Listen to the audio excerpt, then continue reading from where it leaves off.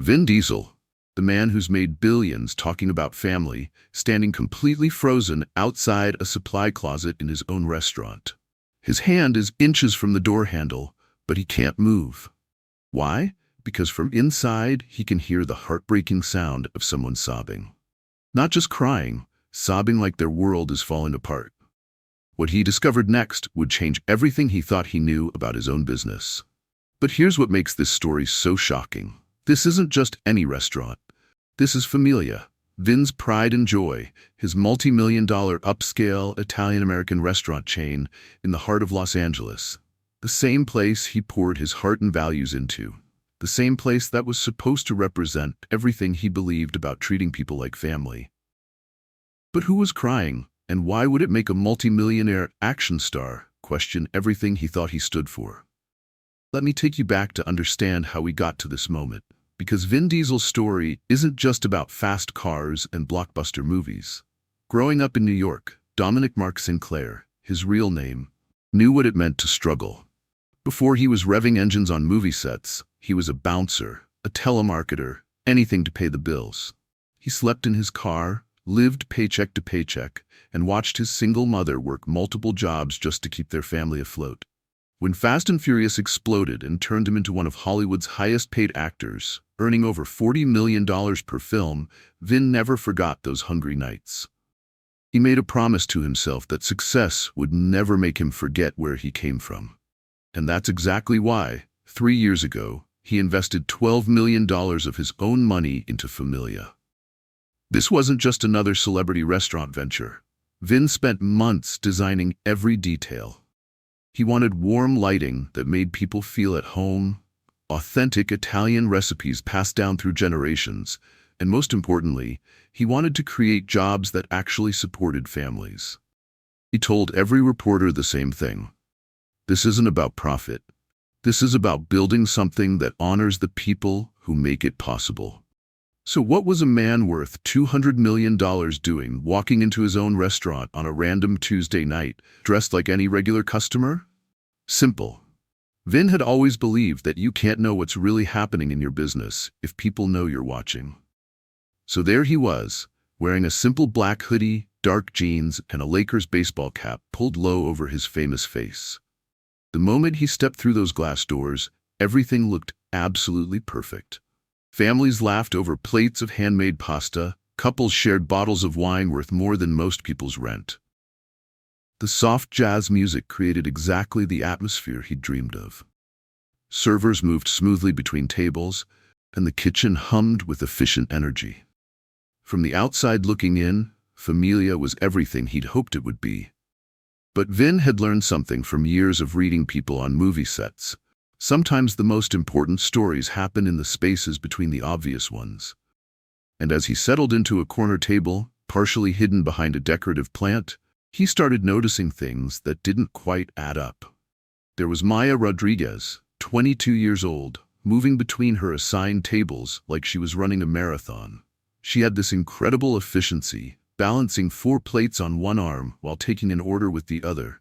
Her long dark hair pulled back in a neat ponytail, despite having been on her feet for what looked like hours. She smiled at every customer, asked about their day, made recommendations with genuine enthusiasm. But Vin noticed something else. The way her smile would fade the instant she turned away from a table. How she kept glancing nervously toward the manager's station. Then there was Derek Morrison, the head manager Vin had personally hired 18 months ago. On paper, Derek was perfect. MBA from USC, 5 years of restaurant management experience, impeccable references. He moved through the dining room with polished confidence, shaking hands with regular customers, ensuring every detail met his standards. He wore an expensive suit that probably cost more than Maya made in a month, and he spoke with the kind of authority that made customers feel they were in capable hands. Behind the bar, Jake Martinez was putting himself through UCLA by working nights at Familia. 20 years old, studying business, dreaming of opening his own place someday. Vin remembered interviewing Jake personally, impressed by his work ethic and his genuine passion for hospitality. Tonight, Jake was crafting cocktails with artistic precision, but Vin noticed how his shoulders tensed every time Derek walked by. And then there was Rosa Alvarez, a 58-year-old woman who'd been cooking in Los Angeles restaurants for over 30 years. Vin had specifically recruited her because of her reputation for making every dish with the kind of love that only comes from someone who understands food is about more than just ingredients. She'd moved here from El Salvador with nothing but recipes her grandmother had taught her and a determination to build a better life for her children. Everything seemed perfect, but Vin's instincts were telling him a different story. He caught glimpses of hushed conversations that stopped abruptly when Derek approached. He saw the way staff members' postures changed when management was watching versus when they thought no one was looking. There were small moments that individually meant nothing, but together painted a picture he didn't like. What would you do if you discovered that something you'd built with the best intentions wasn't living up to your values? Because that's exactly what Vin was about to face. And if you think you know where this story is going, trust me, you have no idea how deep this really goes. For the next 40 minutes, Vin stayed in that corner booth, nursing the same glass of wine and watching his restaurant operate. What he witnessed would haunt him for months afterward, because sometimes the most devastating truths hide in plain sight. Let me tell you about Maya Rodriguez's real story, the one that no customer ever sees. Every morning at 5 a.m. before her shift at Familia even begins, Maya drives 30 minutes across Los Angeles to her mother's apartment in East LA. Maria Rodriguez, 54 years old, has been battling diabetes complications for 2 years.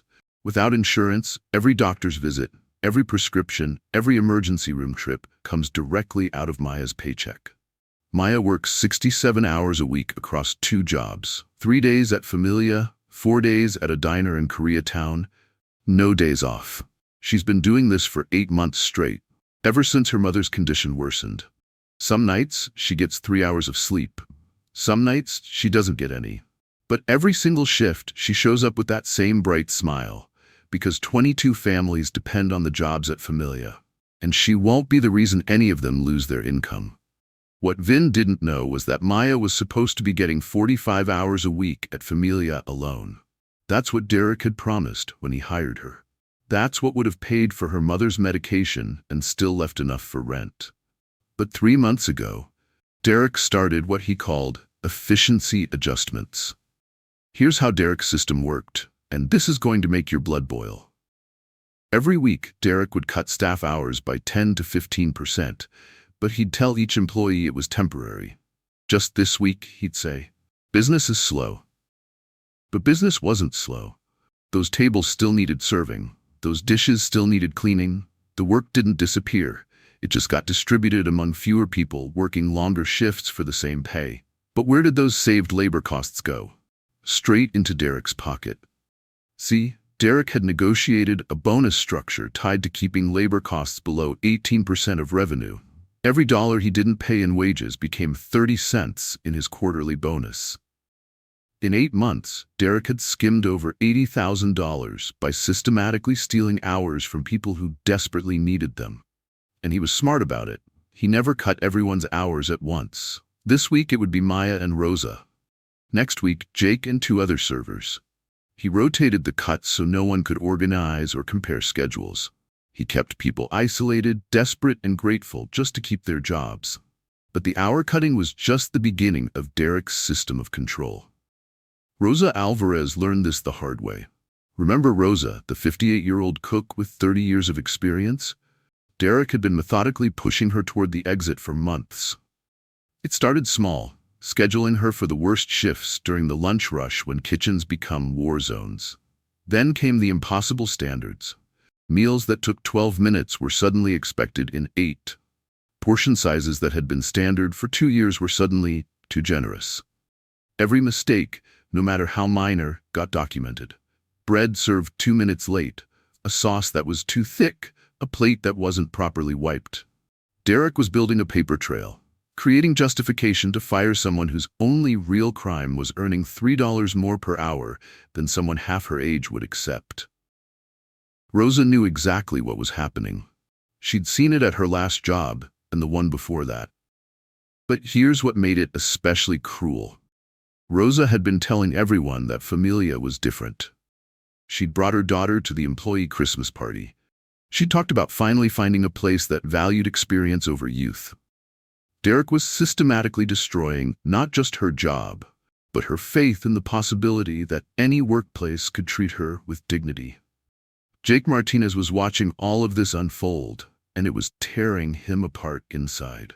See, Jake wasn't just any college student working a part-time job. His parents had cleaned offices for 20 years to save money for his education. They'd never been able to attend college themselves, and Jake was carrying the dreams of his entire family. His scholarship covered tuition, but not living expenses. Familia was supposed to provide that income. Jake saw Derek stealing tips from the community jar. He witnessed the hour cuts. He heard Derek making comments about Rosa's age and Maya's attitude problems. But Jake also knew that speaking up meant losing his job, and losing his job meant dropping out of UCLA.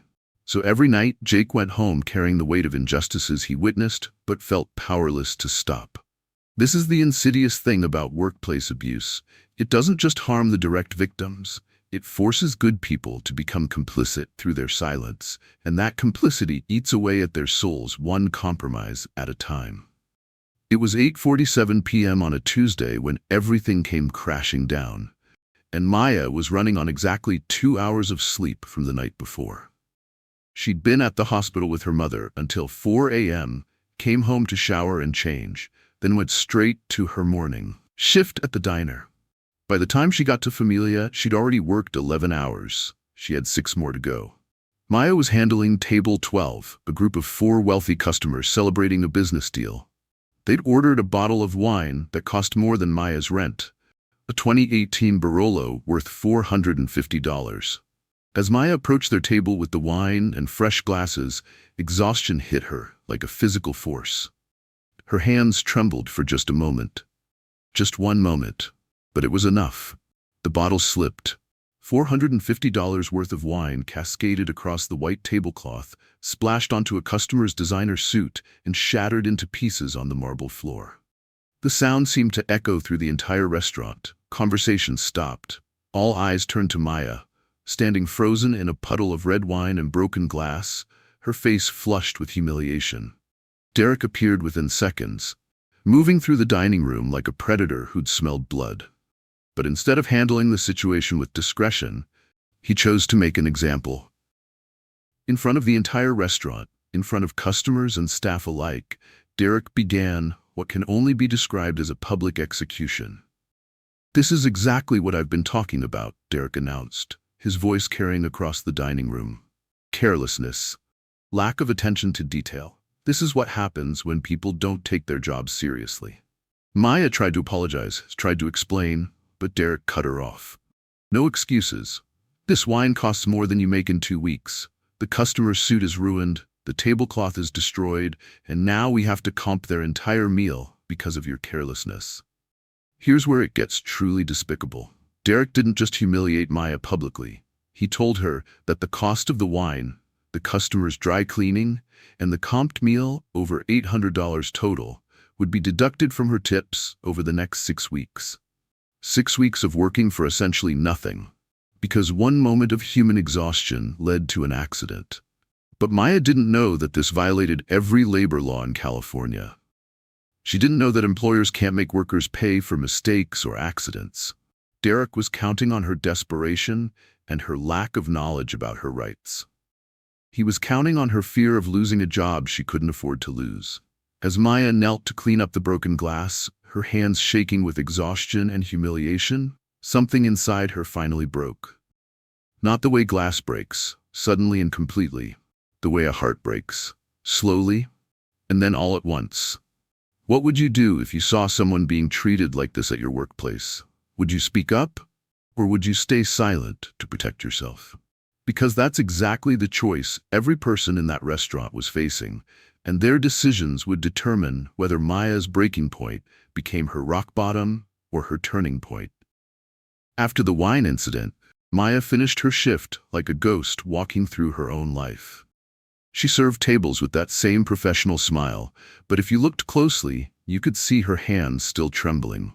She took orders, delivered food, processed payments, and pretended that being publicly humiliated and financially destroyed was just another part of her Tuesday night. But the human spirit can only endure so much before it demands acknowledgement of its pain. At 11:37 p.m., after the last customer had left and the dining room had been cleaned, Maya finally allowed herself to feel what had been building inside her for months. She walked past the employee break room, past the manager's office, and into the small supply closet where they kept extra linens and cleaning supplies. She closed the door behind her, slid down against the wall until she was sitting on the cold tile floor, and for the first time in 8 months, Maya Rodriguez let herself completely fall apart. This wasn't quiet crying. This wasn't a few tears of frustration. This was the sound of someone whose entire world was collapsing, whose every sacrifice had led to this moment of utter hopelessness. She cried for her mother, who would go without medication because Maya's tips were gone. She cried for the dreams she'd given up, the college classes she'd dropped, the future that seemed to slip further away every day. She cried for the version of herself who used to believe that hard work and determination were enough. She cried for the naive girl who thought that if she just smiled brighter, worked harder, and never complained, everything would eventually be okay. Meanwhile, Vin Diesel had been walking toward the exit, his mind spinning with everything he'd witnessed that night. He'd planned to leave, to process what he'd seen, to figure out his next move. But as he passed by that supply closet, he heard something that stopped him in his tracks. At first, he thought maybe someone was hurt. The sound was so raw, so desperate, that his instinct was to call for help. But as he stood there, frozen outside that door, he realized this wasn't physical pain. This was the sound of someone's spirit breaking. And somehow that was infinitely worse. For a man who'd built his entire career on projecting strength and confidence, Vin found himself completely unsure of what to do. His first thought was to walk away, to respect this person's privacy, to let them have their moment of grief without intrusion. But something deeper kept him rooted to that spot. Maybe it was the father in him, remembering times he'd comforted his own children. Maybe it was the memory of his own mother crying behind closed doors when she thought no one was listening. Or maybe it was the growing realization that whoever was crying in that closet was crying because of choices he had made, systems he had failed to monitor, trust he had misplaced. Vin knocked softly on the door. Not the confident knock of someone in charge, but the gentle tap of someone who was genuinely concerned. "Hey," he said quietly, his voice barely above a whisper.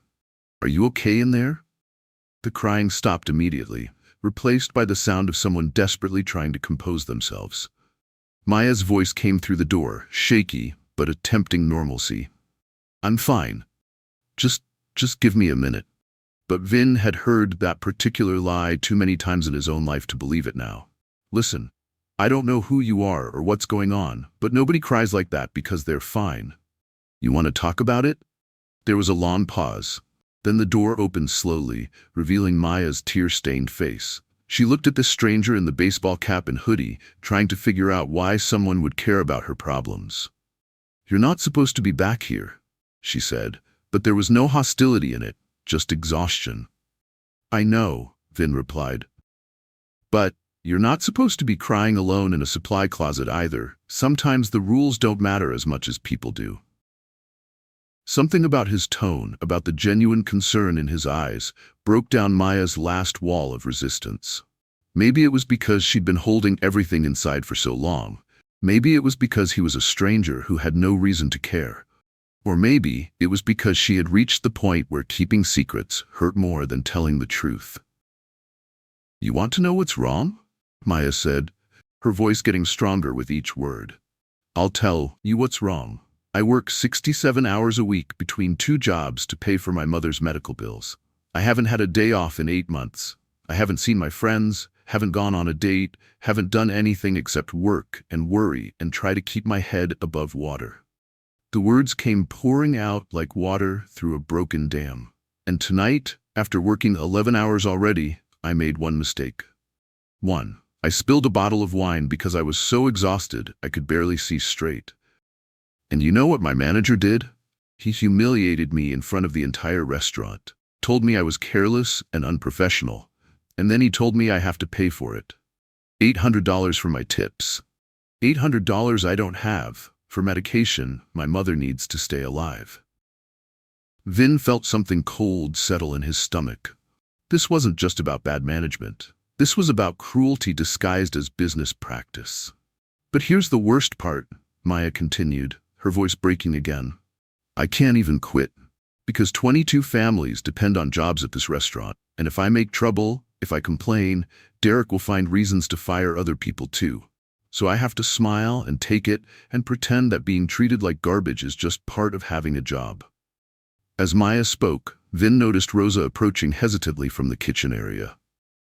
The older woman had heard voices and was concerned about Maya. When she saw them talking, she started to leave, but Maya called out to her. Rosa, come here. Tell him what Derek's been doing to you. Rosa looked uncertain, glancing around to make sure Derek wasn't nearby. When she spoke, her accent carried the weight of decades of hard work and quiet dignity. He's trying to make me quit, she said simply. Giving me impossible schedules, writing me up for things I've been doing the same way for 2 years.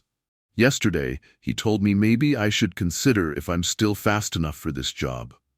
She's the best cook we have, Maya added fiercely. She's been cooking longer than Derek's been alive. But she makes $3 more an hour than someone new would, so he wants her gone. Jake appeared from behind the bar, having overheard the conversation. His young face was tense with conflict. I've seen him taking money from the tip jar, he said quietly, the one that's supposed to be shared with the kitchen staff and bussers. And I've seen him shortening people's hours on the schedule, but making them work the same shifts.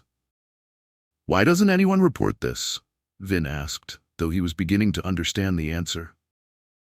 To who? Maya laughed bitterly. Derek is the one who handles all the reporting to corporate. And even if we could go over his head, he's made it very clear what happens to people who cause problems. Shortened hours, bad schedules, impossible standards until you quit or get fired. He's got the system rigged. As Vin listened to these stories, he felt a rage building inside him, unlike anything he'd experienced since childhood. But underneath the anger was something worse. Shame. Deep, crushing shame at how blind he'd been to the suffering happening in his own business. He thought about all the interviews he'd given about Familia, all the times he'd talked about creating jobs that honored people's dignity. He remembered the speeches he'd made about how success meant nothing if you forgot the people who helped you achieve it. Every word felt like hypocrisy now. But as he looked at Maya's tear-stained face, at Rosa's quiet resignation, at Jake's conflicted expression, Vin realized something crucial. This wasn't just about his guilt or his shame. This was about 3 people who had trusted him to create something better, and he had failed them completely. What if, Vin said slowly, what if you could change all of this? What if you didn't have to choose between speaking up and keeping your jobs? What would you want to happen? Maya looked at him like he was speaking a foreign language. That's not how the world works, she said.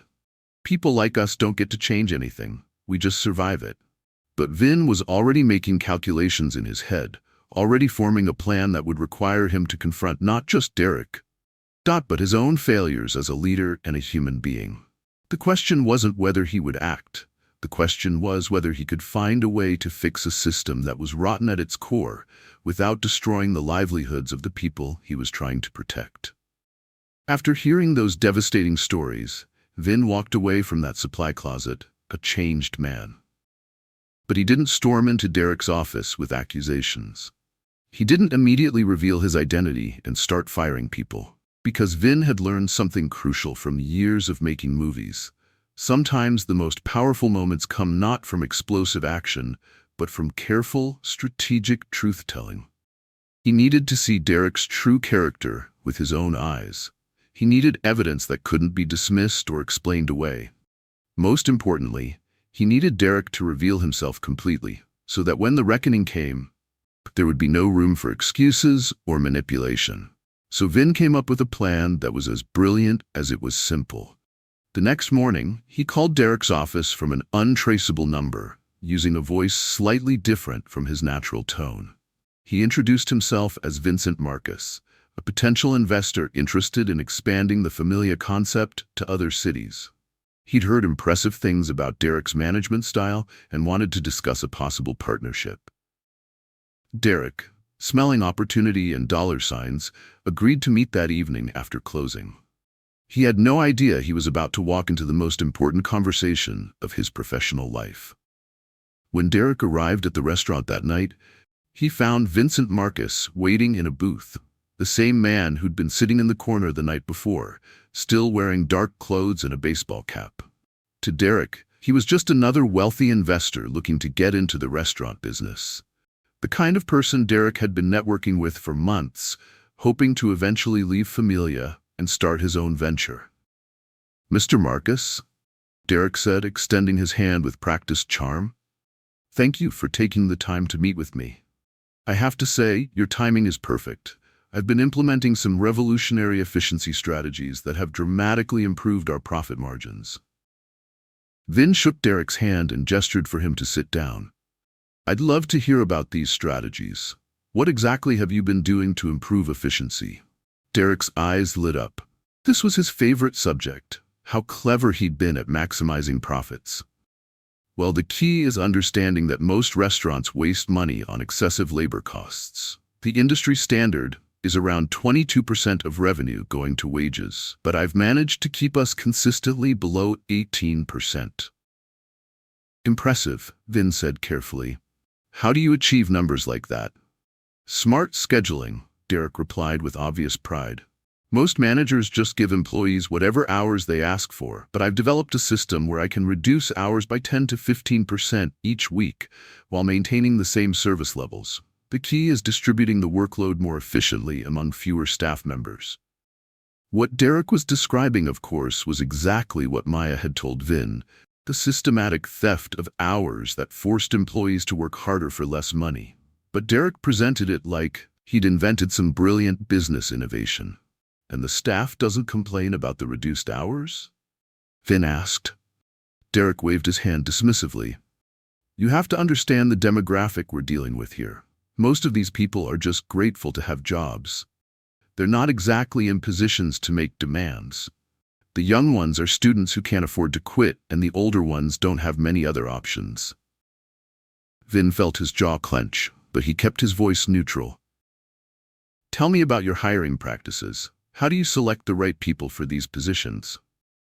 "That's where real strategy comes in," Derek said, leaning forward conspiratorially. "You want people who are hungry enough to work hard, but not educated enough to know their rights. The sweet spot is immigrants, single mothers, students with debt, people who have something to lose. They'll put up with conditions that other workers wouldn't tolerate." Derek was literally describing a playbook for exploitation, and he was presenting it as sophisticated business strategy. But he was just getting started. Take our kitchen staff, for example. We've got this older woman, Rosa, who's been here way too long. She's making $3 more per hour than I could hire someone new for. So I've been documenting performance issues, creating justification to replace her with someone younger and cheaper. It's all about managing the transition carefully so you don't get hit with discrimination lawsuits. Vin's hands were clenched into fists under the table, but he forced himself to keep listening. "The trick," Derek continued, "is making them want to quit instead of firing them outright. Give them impossible schedules, write them up for minor infractions, make the job miserable enough that they leave on their own. Then you're not responsible for unemployment claims." "And this approach has been successful for you?"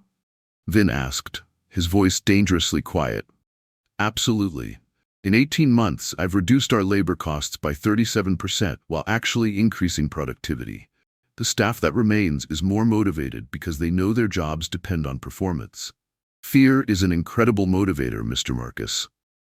Derek then pulled out his phone and showed Vin a spreadsheet tracking employee productivity, disciplinary actions, and what he called optimization opportunities, which were really just plans to push out anyone who earned decent wages or might challenge his authority.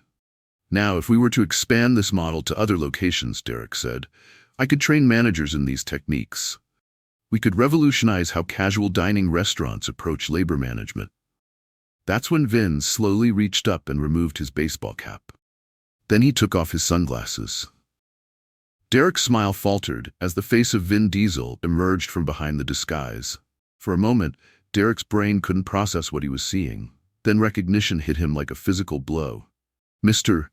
Diesel, Derek stammered, his face going white. I don't understand. What are you doing here? Why were you testing you? Vin said quietly. And you failed in ways I didn't even think were possible. Derek's mind was racing, trying to figure out how much Vin had heard, how much he understood. Sir, I think there might be some misunderstanding. I was just explaining theoretical approaches to business efficiency. I would never actually...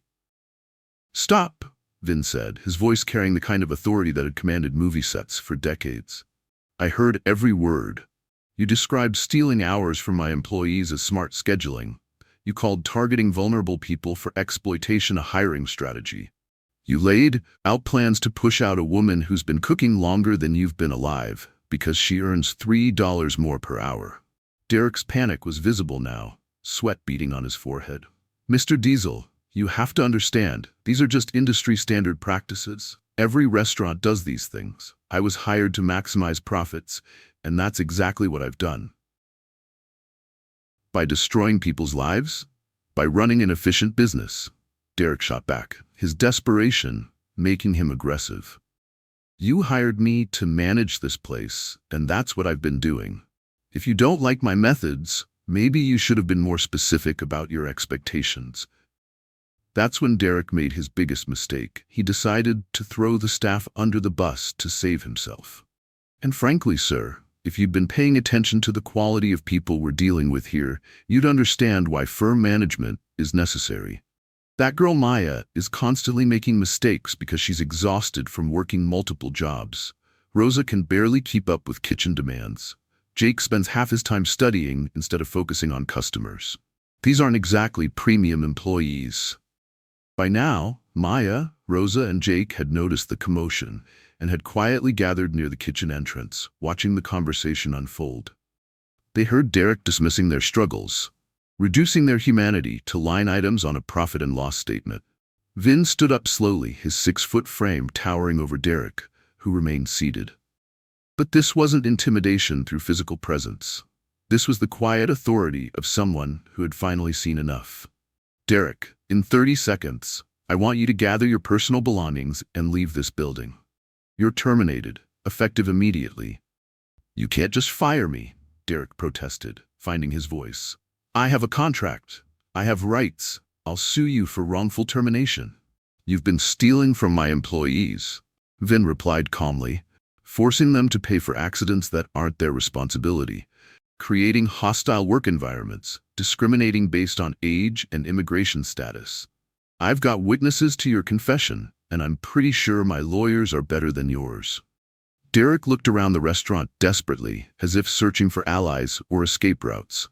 His eyes landed on Maya, Rosa, and Jake, who were watching this unfold with a mixture of disbelief and vindication. This is because of them, isn't it? Derek said, pointing at the staff. They filled your head with lies about me. You're going to destroy your own business because some servers are too lazy to. Stop talking, Vin said, his voice cutting through Derek's rant like a blade. Every word you say makes this worse. Derek stood up, his face red with humiliation and rage. You have no idea what you're doing. This place will fall apart without proper management. These people need structure and discipline, and you're too soft to provide it. Maya, Vin called out, not taking his eyes off Derek. Would you please call security to escort Mr. Morrison from the building? As Derek gathered his things, muttering threats about lawsuits and bad references, something extraordinary happened. The weight that had been pressing down on Maya, Rosa, and Jake for months began to lift. They watched their tormentor reduced to a bitter, defeated man, packing a box with his personal belongings. But this wasn't just about one bad manager getting fired. This was about the moment when power finally served justice instead of protecting itself. What would you have said to Derek if you'd been in Vin's position? Would you have been able to stay as calm as Vin did? Or would you have lost your temper? Subscribe now, because what comes next will show you what true leadership looks like when someone with real power decides to use it to rebuild instead of just tear down. After Derek's humiliating exit, the restaurant fell into an almost sacred silence. Maya, Rosa, and Jake stood frozen, as if they couldn't quite believe what they just witnessed. For months, Derek had seemed untouchable, protected by his position and their desperation. Watching him reduced to a bitter man carrying a cardboard box felt like witnessing a miracle they'd stopped believing could happen. But Vin knew that firing Derek was just the beginning. Removing a bad manager doesn't automatically heal the wounds that bad management creates. Real change requires rebuilding, not just policies, but trust. And trust, once broken, has to be earned back one decision at a time. Maya, Rosa, Jake, Vin said, his voice still carrying the authority from the confrontation, but softened with genuine care. I need you to call everyone. Every employee, every shift worker, everyone who's been affected by what's been happening here. Tell them to come in tomorrow morning at 10 a.m. We're going to have a conversation that should have happened a long time ago. The next morning, 23 employees gathered in Familia's dining room. Some worked day shifts, some nights, some weekends only.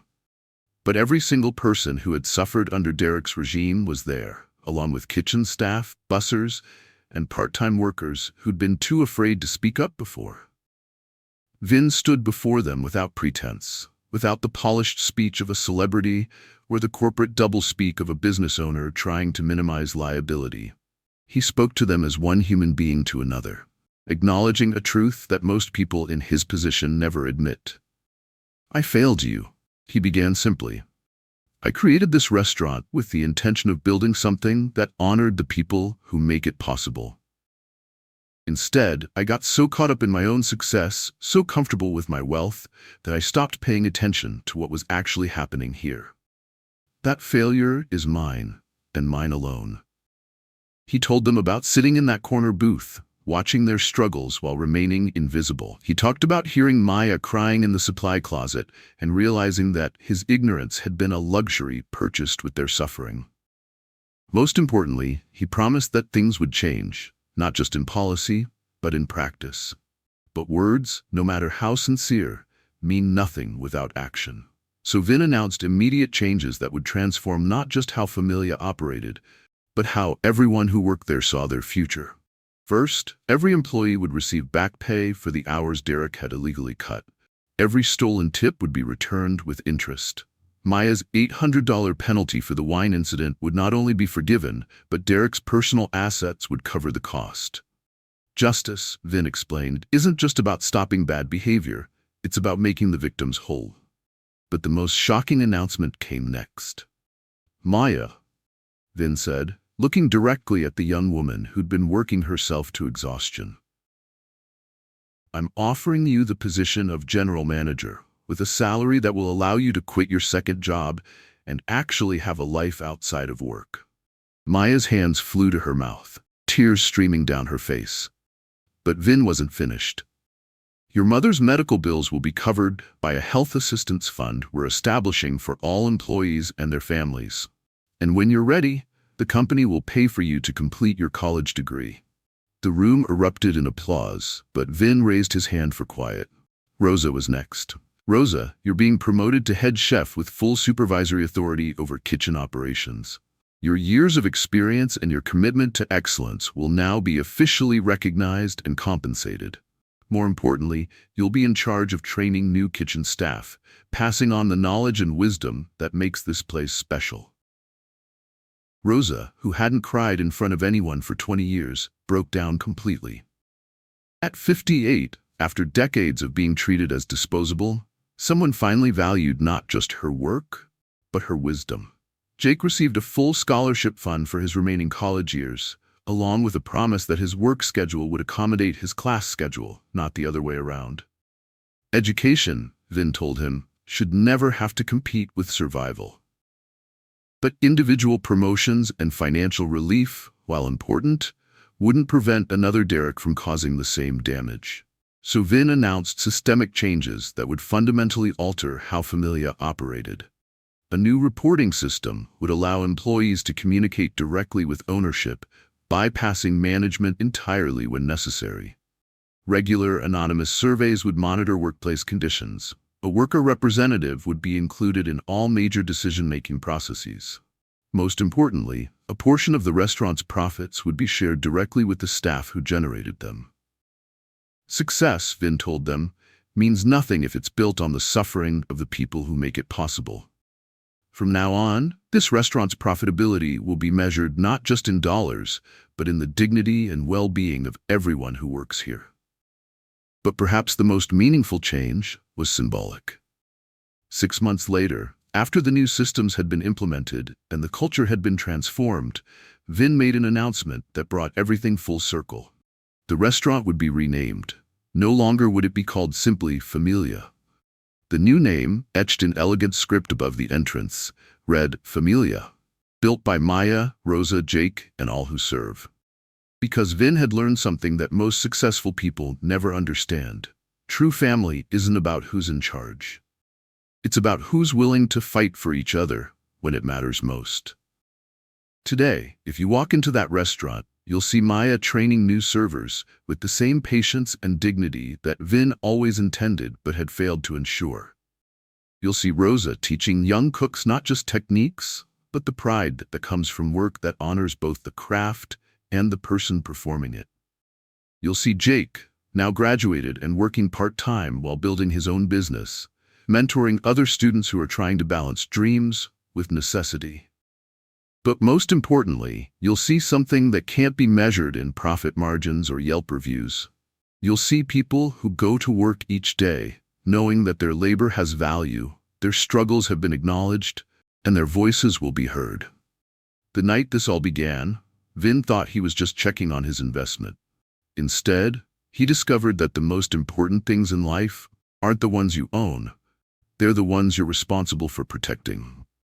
If this story has changed how you think about power, responsibility, and what it really means to treat people like family, make sure you're subscribed to the Mirror Stories channel where every tales hold up to mirror to your soul. Because stories like this one prove that sometimes the most powerful force in the world isn't money or fame, it's someone with power who decides to use it right.